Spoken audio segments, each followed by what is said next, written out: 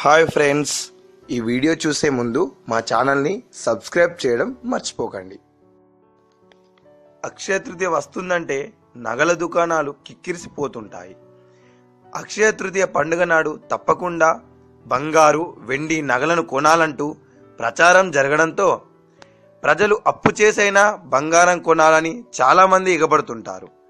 అయితే ఇలా బంగారం, వెండి వస్తువులు కొనడం వల్ల కొత్తగా ఒరిగేదేమీ లేదంటున్నారు కొంతమంది జ్యోతిష్య నిపుణులు. మేలు జరగడం అలా ఉంచి దారిద్ర్యం పట్టుకుంటుందని చెబుతున్నారు. దీనికి ఓ కథను ఉదహరిస్తూ ఈశ్వరుడు పార్వతీదేవికి సర్వకాయప్రదమైన అక్షయ తృతీయ వ్రతం గురించి వివరించారు. వైశాఖ శుద్ధ తదయ నాడు చేసే వ్రతం, జపం, హోమం, దానాదులేవైనా లేక పుణ్యకార్యాచరణమేదైనా దాని ఫలితము అక్షయమవుతుందని చెప్తాడు.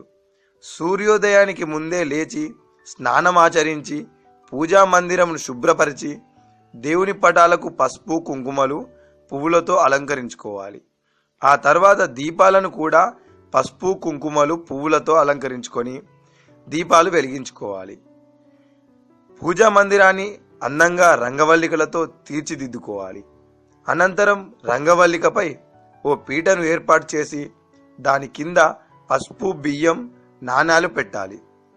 ఈ విధంగా కలశం ఏర్పాటు చేసుకోవాలి. కలశానికి ముందు అరటి ఆకును వేసి బియ్యాన్ని వేసి దానిపై వెలిగించిన దీపాన్ని ఉంచాలి. పసుపుతో వినాయకుడిని చేసి దానికి కుంకుమ, పూలు పెట్టుకోవాలి. కొత్త వస్త్రాలు, బంగారం ఉంటే కలశానికి ముందు పెట్టాలి. చక్కెర పొంగలి, పాలతో పాయసం నైవేద్యంగా పెట్టుకోవాలి. ఇలా పూజలు చేయడం ద్వారా మంచి ఫలితాలుంటాయి. అక్షయ తృతీయ నాడు ఏప్రిల్ 29న చేసే దానాలు మంచి ఫలితాలను ఇస్తాయి. ముఖ్యంగా సంపదలకు అధిపతి అయిన లక్ష్మీదేవి పూజ చేయడం ద్వారా లక్ష్మీ అనుగ్రహం లభించడంతో పాటు సత్ఫలితాలు చేకూరుతాయి. దానం చేయమని పురాణాలు చెప్తుండగా కొత్తగా బంగారం, వెండి కొనాలంటూ ప్రచారం రావడం విచిత్రం అంటున్నారు జ్యోతిష్యులు. ఫ్రెండ్స్, ఈ వీడియో మీకు నచ్చినట్టయితే లైక్ చేయండి.